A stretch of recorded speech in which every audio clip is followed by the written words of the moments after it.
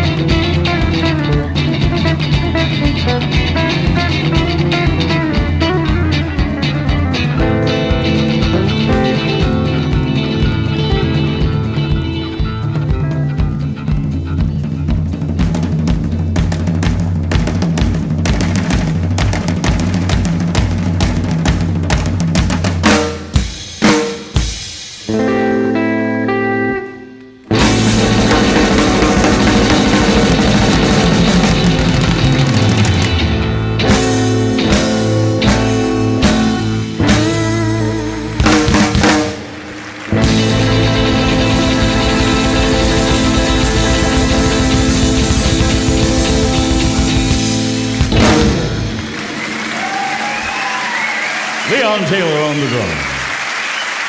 どうもありがとうございました。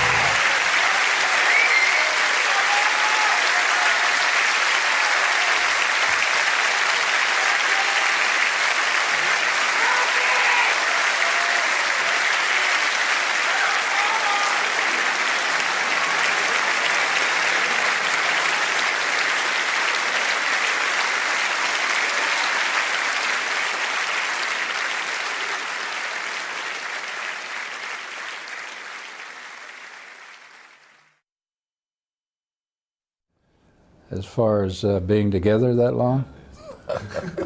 Well, we're good friends, still good friends. And, so we have no problems getting along, you know. So it's been we have a lot of fun at it together, and a lot of camaraderie. So it's been a good situation. We're like brothers. You know, I met Bob. I was selling used cars in Seattle. He came in to buy a car. That's how we met. And we talked back and forth, and yeah, I was a terrible salesman. I was too honest. He came in, and I talked to him, and I liked him. And he said, how about that car over there? And I said, no, you don't want that car. So I wasn't making much money. So I said to Bob, I said, what kind of work do you do? He says, well, I'm in the construction work. And I said, well, do you think you could get me a job where you work? And he said, yeah, I can try.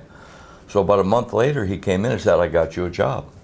And that's how we found out that each one of us knew a few chords on a guitar, just a few chords. And he knew a little bit of lead guitar.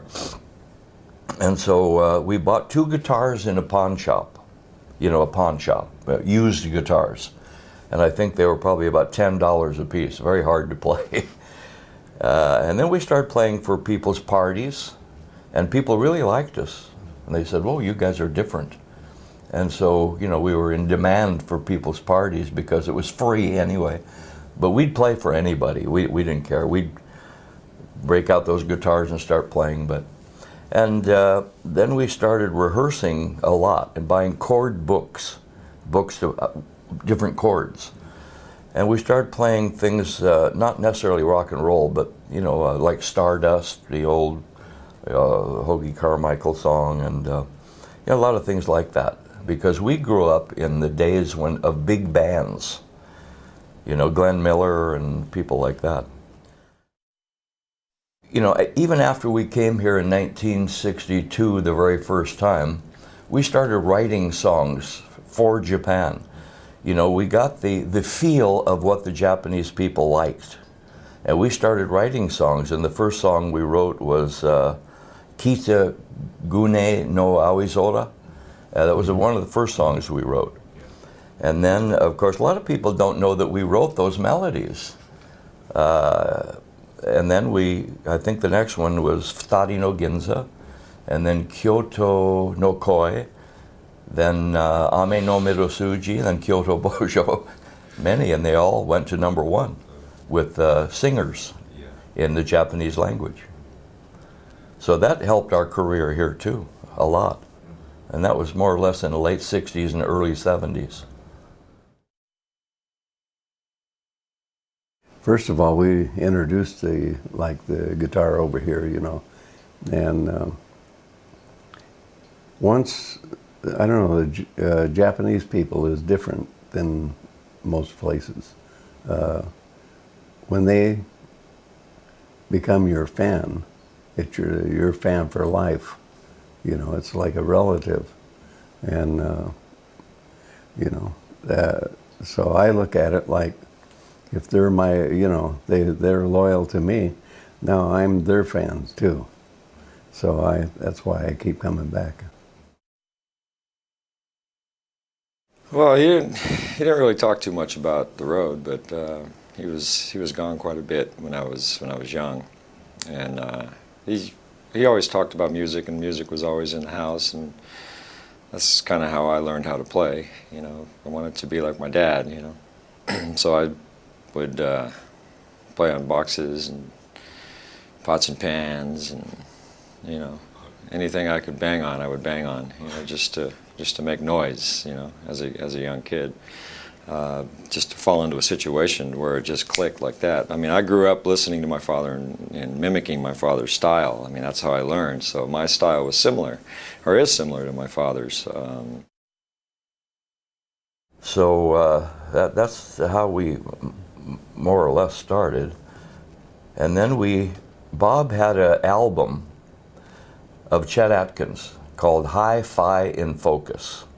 And it had a song in there called Walk, Don't Run. And we were pretty amateur at that time. And he played it almost jazz, you know, finger-style jazz. Well, we couldn't do that. But we loved the melody. So we thought, well, let's do our own arrangement. And that's how Walk, Don't Run came about. Actually, Bob started that. Oh, yeah. I did. He started doing that, and then, you know, we did Walk, Don't Run 64, and then I did it. So, When we first started, after about 3 years, we had a record producer that was helping us produce the records, you know. And we told him that we felt like we were running out of ideas. And he said, well, one idea is to find more sounds in that guitar. He said, there's sounds in that guitar you've never found yet. He said, I can't tell you what they are, but you need to experiment. And you'll find lots of sounds in that guitar you didn't know was there. I don't know how he knew that, but that was before we started the tiki-tiki and all those things, you know. So he was right. We kept trying and finding more techniques. but Bob used to do it on the bass, that rundown, but then I put my heel of my hand on to make it kind of dull and not ring out. So we both really came up with that.